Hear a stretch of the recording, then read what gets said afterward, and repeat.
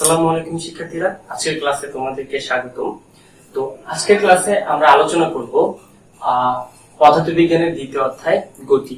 তো আমরা চেষ্টা করব এই অধ্যায়টি থেকে বিগত বছরে যে প্রশ্নগুলো এসেছে সেই প্রশ্নগুলো সলভ করার জন্য।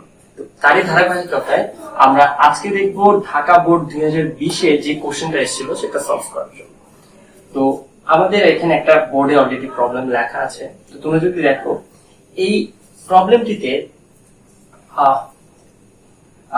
একটা কার্টেসীয় স্থানাঙ্ক ব্যবস্থার মধ্যে সময় এবং বেগ একটা গ্রাফ দেওয়া আছে। তো এই গ্রাফটিতে ও এক্স বরাবর সময়কে নির্দেশ করা হয়েছে এবং ও ওয়াই বরাবর বেগকে নির্দেশ করা হয়েছে। এখন আরেকটা জিনিস বলে রাখা ভালো, সেটা হচ্ছে যে এখানে আসলে দুইটি গাড়ির কথা বলা হয়েছে। তো প্রথম যে গাড়িটা আছে সেই গাড়িটার সঞ্চার পথকে দেখানো হয়েছে ও এ বি দ্বারা, এবং দ্বিতীয় যে গাড়িটি আছে সেই গাড়িটির সঞ্চার পথ দেখানো হয়েছে সিডি দ্বারা। তো আমাদের প্রথম যে প্রশ্নটা আছে গ নাম্বার, তো এখানে আমাদেরকে কি বলা হয়েছে যে প্রথম গাড়িটির ত্বরণ নির্ণয় করো।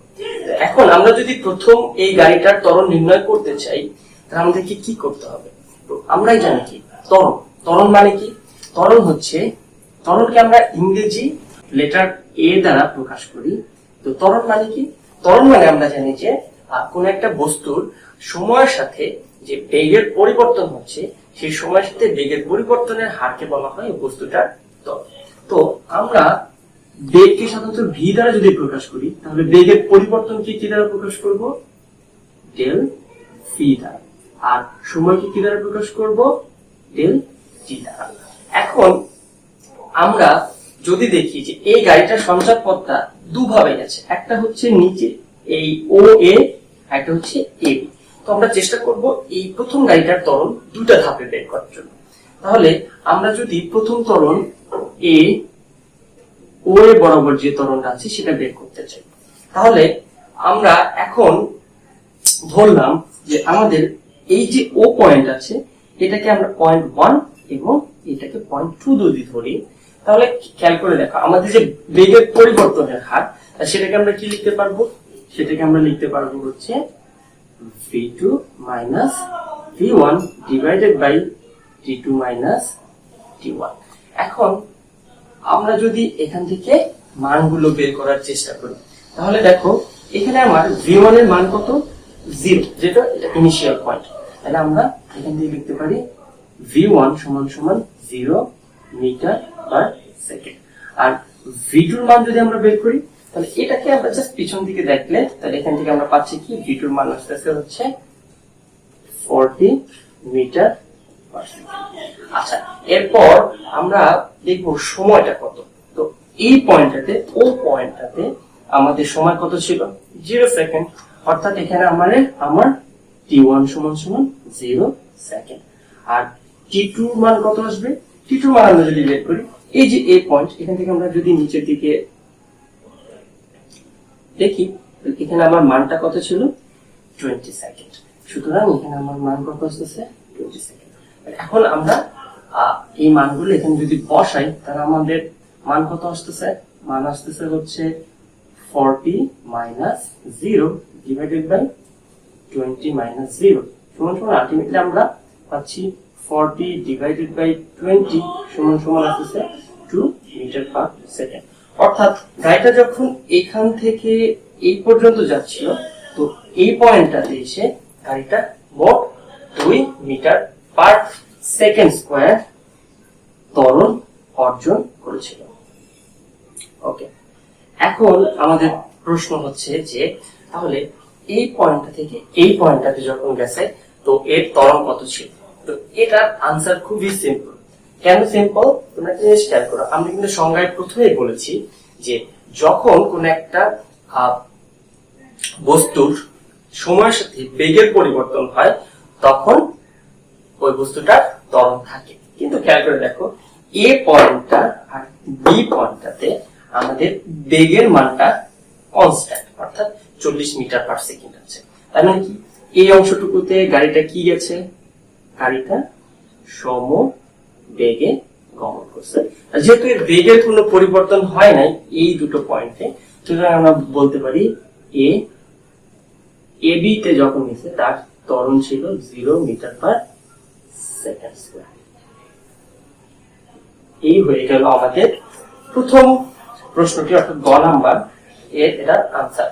তো আশা করি তোমরা এই অঙ্কটা এখানে একটু বুঝতে পারছো যে আমরা কিভাবে এটার মান বের করলাম। এখন আমরা চলো আগাই আমাদের দ্বিতীয় প্রশ্নটা যেটা আছে সেটার মান বের করার জন্য।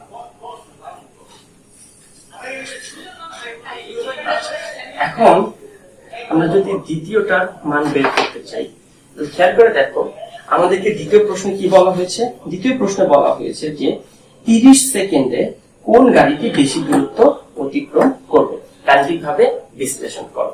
তো আমরা যদি এটাকে অনেকভাবে সলভ করা যায়, তো আমরা চেষ্টা করব যে ক্ষেত্রফল বের করে কিভাবে এই মানগুলো বের করা যায়। তো দেখো আমরা এই পয়েন্টটাকে পাচ্ছি কত, 30 সেকেন্ড। তো এটাকে মুছে দিই, যদি মুছে দিই তাহলে এখন দেখো এখান থেকে আমি একটা দাগ টানলাম 30 পর্যন্ত। তাহলে এখন খেয়াল করো আমরা যদি কি করি, এই যে আমার অংশটুকু আছে, ক্ষেত্রটা আছে, এই ক্ষেত্রটার যদি ক্ষেত্রফল বের করতে পারি তাহলে কি হবে, প্রথম গাড়িটি মোট কতটুকু দূরত্ব অতিক্রম করেছে সেটা আমরা বের করতে পারবো। আর দ্বিতীয় গাড়িটি কি কেমনে বের করব, এই যে আমাদের ও সি ডি এই ত্রিভুজটা যদি ক্ষেত্রফল বের করতে পারি তাহলে আমরা বের করতে পারবো দ্বিতীয় গাড়িটি মোট কতটুকু দূরত্ব অতিক্রম করছে। তো এরপর আমরা কম্পেয়ার করতে পারবো। তো আমরা প্রথমে চলো প্রথম গাড়িটি অতিক্রান্ত দূরত্ব কত ছিল সেটা বের করার চেষ্টা করি। সেটা যদি বের করতে চাই তাহলে এখন দেখো আমরা সম্পূর্ণ এখানে একটা নাম দিই, আমরা এটাকে নাম দিলাম ই, এখানে তো অলরেডি ডি দেওয়াই আছে। তাহলে দেখো আমাদের এই সম্পূর্ণ যে একটা 4 বাহু বিশিষ্ট একটা ক্ষেত্র আছে সেটাকে আমরা কি বলতে পারি, ও এ ই ডি, ঠিক আছে না? হ্যাঁ, ও এ ই ডি। এখন এই ক্ষেত্রটাকে দেখো আমরা দুভাগে ভাগ করতে পারি। প্রথমটা হচ্ছে কি, ও এ, এখানে একটা নাম দিলাম, এটার নাম দিলাম এফ। তাহলে দেখো ত্রিভুজ ক্ষেত্র হয়ে যাচ্ছে একটা, ও এ এফ। আর বাকি কি থাকলো, বাকি থাকলো হচ্ছে এ এফ ডি ই, অর্থাৎ একটা আয়তক্ষেত্র এ এফ ডি। এখন আমরা যদি এই দুটোর ক্ষেত্রফল বের করতে পারি এবং এই দুটোর সমষ্টি বের করি তাহলে আমাদের কি হয়ে যাবে, প্রথম গাড়িটি দ্বারা অতিক্রান্ত দূরত্ব বের হচ্ছে। দ্রুত চলো বের করে ফেলি। তো প্রথমটা ক্ষেত্রে আমরা লিখতে পারি কি, ত্রিভুজের ক্ষেত্রফল সমান আমরা কি জানি, হাফ ইন্টু ভূমি গুণন উচ্চতা। আর আয়তক্ষেত্রের ক্ষেত্রফল আমরা কি জানি, দৈর্ঘ্য গুণন প্রস্থ। এখন দেখো আমাদের এখানে এই ক্ষেত্রটার জন্য ভূমি কোনটা, এখানে ক্ষেত্রটার জন্য ভূমি হচ্ছে আমার ও এফ, আমি লিখলাম ও এফ ইন্টু, আর উচ্চতা কোনটা, এ এফ। এটা গেল আমাদের প্রথম ক্ষেত্রটার ক্ষেত্রফল। আর এই যে আমার ক্ষেত্রটা আছে আয়তক্ষেত্র এ এফ ডি ই, এটার আমরা দৈর্ঘ্য ধরলাম হচ্ছে এফ, আর প্রস্থ ধরলাম হচ্ছে আমরা নিচের অংশটুকু এফ ডি। এখন আমাদের কাজ হচ্ছে কি, এগুলোর মানগুলো এখানে বসাতে হবে। তাহলে দেখো যদি খেয়াল করো এখানে ও আর এফ এটার মান কত হবে, যেহেতু 0 সেকেন্ড থেকে 20 সেকেন্ড, তার মানে আমরা মান পাচ্ছি কত, 0 সেকেন্ড থেকে 20 সেকেন্ড, তার মানে আমরা মান পাচ্ছি 20, অর্থাৎ হাফ ইন্টু 20 ইন্টু, এখন হচ্ছে এ এফ এর মান বের করতে। এ এফ কত পাচ্ছি, এটা যেহেতু 40, তার মানে এইটুকু ডিস্টেন্স কত, 40 প্লাস, আর এখানে আমাদের এফ এর মান আবারও তাহলে 40, আর এফ আর ডি এইটুকের মধ্যে ব্যবধান কত, 20 আর 30, কারণ 30 মাইনাস 20 সমান 10। আশা করি বুঝতে পারছো কি করলাম। এখন এটা দিয়ে যদি এটা কাটি তাহলে এখানে আমরা কত পাচ্ছি, 20, অর্থাৎ এখানে আমরা পাচ্ছি 400 যোগ 400, মানে আমরা পাচ্ছি কত 800।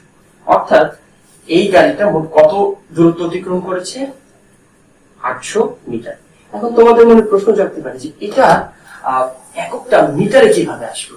একটা জিনিস খেয়াল করো, আমরা কিন্তু এখানে ভূমি উচ্চতা এগুলোকে গুণ করেছি। অর্থাৎ যখন তুমি বেগের মান অর্থাৎ মিটার পার সেকেন্ডকে যখন সেকেন্ডে গুণ করবা, তাহলে কি হয়ে যাবে, এটার সাথে এটা কেটে যাবে, তাহলে বাকি তোমার কি থাকতেছে মিটার।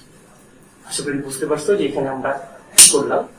তো আমাদের প্রথম গাড়িটা মোট কত দূরত্ব অতিক্রম করেছে, 30 সেকেন্ডে আমাদের প্রথম গাড়িটা 800 মিটার দূরত্ব অতিক্রম করেছে। সেম প্রসিডিউরে চলো আমরা দেখি এখন আমাদের দ্বিতীয় গাড়িটা কত দূরত্ব অতিক্রম করেছে।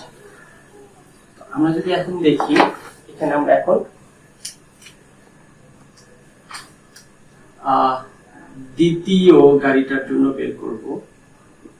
আচ্ছা, এখন দ্বিতীয় গাড়িটার জন্য বের করতে চাই, তাহলে আমাদের কোন ক্ষেত্রটার ক্ষেত্রফল বের করতে হবে। তাহলে আমাদেরকে এখানে ও সি ডি এই ক্ষেত্রটার ক্ষেত্রফল বের করতে হবে। তাহলে আমরা যদি লিখি ত্রিভুজ ও সি ডি, এটা সমান কি লিখতে পারি আমরা, হাফ ইন্টু ভূমি গুণন উচ্চতা। তাহলে এখানে হাফ ইন্টু ভূমির মান কত আমার ও ডি, ভূমিকে লিখতে পারি আমরা ও ডি, আর উচ্চতা কোনটা ও সি, উচ্চতা হচ্ছে ও সি। তাহলে এখন আমরা এখানে মান বসাই, মান বসালে কি পাচ্ছি, তো এখানে দেখো ওডির মান কত, 0 থেকে 30, তাহলে মান আসবে গুণন ও সি, ও সির মান কত আসতেছে 0 থেকে 60, অর্থাৎ 60।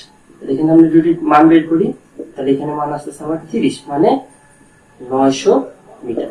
তাহলে দেখো আমাদের প্রথম গাড়িটা কত ছিল 800 মিটার, আর দ্বিতীয় গাড়িটা কত আসলো 900 মিটার। সুতরাং আমরা এখান থেকে বলতে পারি কি আমাদের দ্বিতীয় গাড়িটি বেশি দূরত্ব অতিক্রম করেছিল। তো এই ছিল অঙ্কটা। আশা করি তোমরা সবাই বুঝতে পারছো কিভাবে সলভ করলাম। তো যদি কোনো সমস্যা থাকে তোমরা কমেন্টে আমাকে জানাতে পারো, আমি চেষ্টা করব সেটাকে আবার সলভ করে দিতে।